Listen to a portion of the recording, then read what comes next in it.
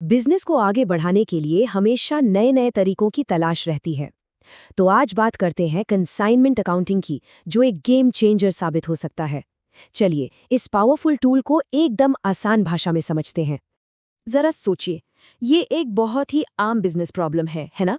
कि भाई अपना सामान किसी और की दुकान में रखना तो है, पर जब तक वो बिक ना जाए, ओनरशिप अपने ही पास रहे। कंसाइनमेंट बस इसी पहेली का जवाब है। आज हम इन 5 पॉइंट्स पर बात करेंगे। पहले समझेंगे कि ये बेचने का स्मार्ट तरीका आखिर है क्या। फिर इसके 2 मेन प्लेयर्स से मिलेंगे। उसके बाद लेन देन को ट्रैक करना सीखेंगे, एक एडवांस सीक्रेट के बारे में जानेंगे और आखिर में समझेंगे कि ये सारा हिसाब किताब इतना ज़रूरी क्यों है। तो याद है वो सवाल जो हमने शुरू में उठाया था? चलिए अब उसके शानदार जवाब को समझते हैं, जो है कंसाइनमेंट, मतलब बेचने का एक बहुत ही स्मार्ट तरीका।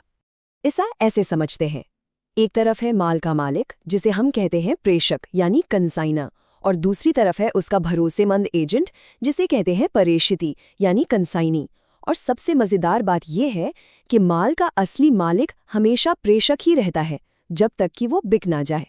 अब मिलते हैं इस पूरी कहानी के 2 हीरोज से, प्रेषक और परेषिती। और देखिए, दिलचस्प बात यह है कि दोनों एक ही ट्रांजैक्शन को अपनी अपनी नज़रों से देखते हैं, और इसीलिए दोनों अपने अलग अलग बही खाते मेंटेन करते हैं। तो देखिए, प्रेषक का बस एक ही मकसद है, इस डील में मुझे कितना प्रॉफिट हुआ। और परेषिती क्या सोच रहा है?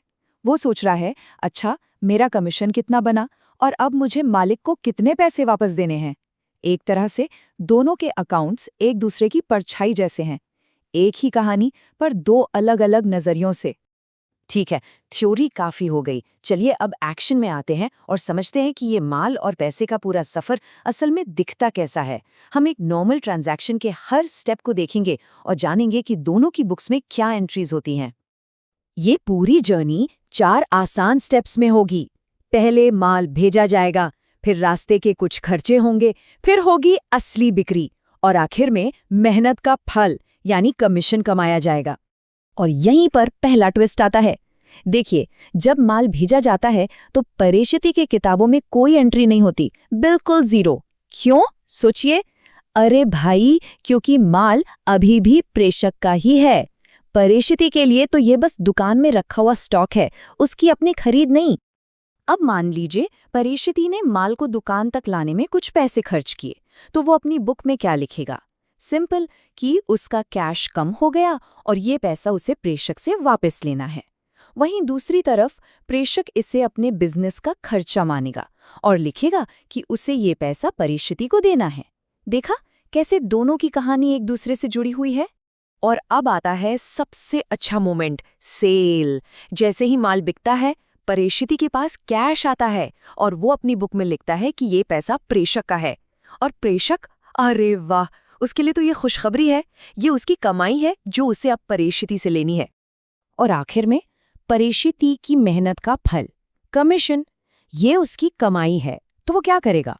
वो प्रेषक को देने वाले टोटल अमाउंट में से अपना हिस्सा पहले ही काट लेगा। प्रेषक के लिए ये एक बिजनेस का खर्चा है, तो इस एंट्री से दोनों के बीच का हिसाब किताब फाइनल हो जाता है। अब तक तो सब कुछ एकदम सीधा साधा था, लेकिन बिजनेस में कभी कभी कुछ राज भी रखने पड़ते हैं। चलिए अब एक एडवांस तकनीक देखते हैं जिसे प्रेषक अक्सर एक खास मकसद से इस्तेमाल करते हैं। बीजक मूल्य का मतलब है कि प्रेषक माल को उसकी असली कॉस्ट पर नहीं, बल्कि एक बढ़ी हुई कीमत पर परेषिती को दिखाता है। और इसका कारण बहुत सिंपल है, ताकि परेषिती को ये पता न चले कि प्रेषक हर सेल पर असल में कितना प्रॉफिट कमा रहा है। लेकिन इस ट्रिक से एक प्रॉब्लम खड़ी हो जाती है, क्योंकि माल को बढ़ी हुई कीमत पर दिखाया गया है, तो कंसाइनमेंट अकाउंट में जो प्रॉफिट दिख रहा है वो भी झूठा है, बढ़ा चढ़ाकर है। तो सवाल ये है कि इस नकली प्रॉफिट, जिसे अकाउंटिंग की भाषा में लोड कहते हैं, उसे असली हिसाब से कैसे हटाया जाए? और इसका जो सल्यूशन है ना, वो अकाउंटिंग में बड़ा ही कमाल का है। प्रेषक बस एक स्पेशल रिवर्स एंट्री पास करता है, और ये एंट्री एक जादू की तरह उस एक्स्ट्रा प्रॉफिट, मतलब उस लोड को कंसाइनमेंट अकाउंट से गायब कर देती है। बस फिर क्या, हिसाब बिल्कुल साफ हो जाता है और असली प्रॉफिट सामने आ जाता है। और परेषिती, अरे उसे तो इस पूरी कहानी की भनक तक नहीं लगती। तो हमने ये सब सीखा, जर्नल एंट्रीज देखी, सीक्रेट टेक्निक भी जानी, लेकिन आखिर में ये सब क्यों मायने रखता है? चलिए समझते हैं कि ये सारी मेहनत एक अच्छे बिजनेस रिश्ते की नींव कैसे रखती है। तो कुल मिला के बात यह है कि सही कंसाइनमेंट अकाउंटिंग से हर डील पर असली प्रॉफिट का पता चलता है। ये बताती है कि अपना स्टॉक कहाँ और कितना है। इससे पैसों का लेन देन एकदम शीशे की तरह साफ रहता है। और सबसे जरूरी बात, ये दो बिजनेस पार्टनर्स के बीच विश्वास और ट्रांसपेरेंसी का एक मजबूत पुल बनाती है। आज हमने कंसाइनमेंट अकाउंटिंग की बेसिक बातें तो समझ ली हैं, लेकिन कहानी यहीं ख़त्म नहीं होती। अब ये सोचना बनता है, क्या होगा अगर कोई कस्टमर उधार पर सामान खरीदे, या अगर माल बिके ही नहीं और उसे वापस करना पड़े। ये इस दुनिया की और भी दिलचस्प परतें हैं जिन्हें जानना और समझना ज़रूरी है। सोचते रहिए।